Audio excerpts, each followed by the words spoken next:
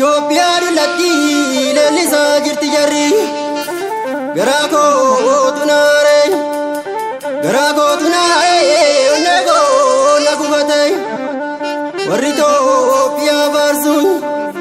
Itoophiyaa faarsu warqaa fi harma muraa akkamittiin dagate Oromoo laataame lammii koo altaame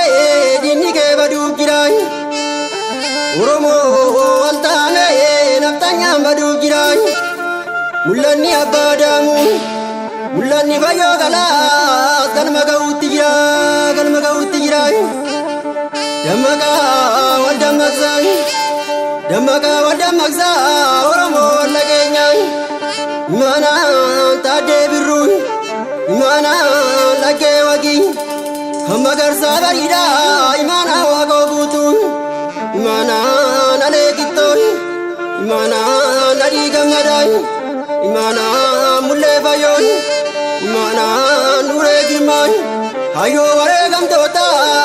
yoom galma ga'eetteenya dammaqi gadaan keenya kabi